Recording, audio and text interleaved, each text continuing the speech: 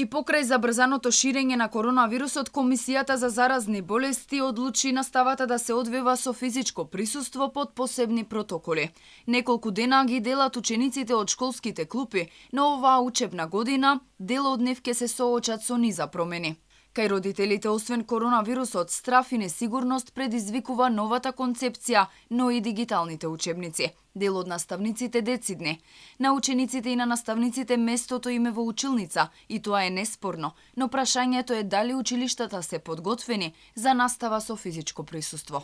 Но дали генерално училиштата се подготвени? Не се подготвени училиштата за почеток на настава со физичко присуство за сите ученици, затоа што можеби помалите училишта, оние каде што има помалку ученици, руралните средини и така натаму, каде што наставата и изминатата учебна година се одвиваше со физичко присуство, се подготвени. Но што е со училиштата кои што имаат околу 1000 па и повеќе ученици?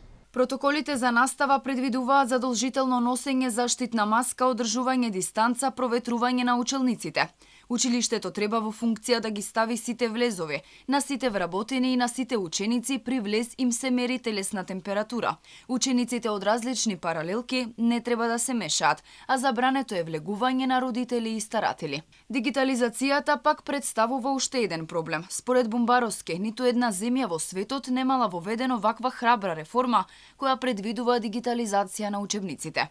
Според него, оваа реформа е избрзана и покрај острите реакции на јавноста нема промени во ставовите на Министерството. За промените во образованието реагираше експертската фела. Родителите кои се против дигитализацијата организираа протести, а бараа на референдум да се одлучува по ова прашање. Но откако беа собрани подписите за референдум, законот беше повлечен од собрание, што предизвика сомнежи кај јавноста.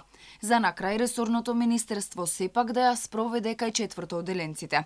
Министерката Царовска веќе ги промовираше учебниците и истите се дистрибуираат во школите ширум државава.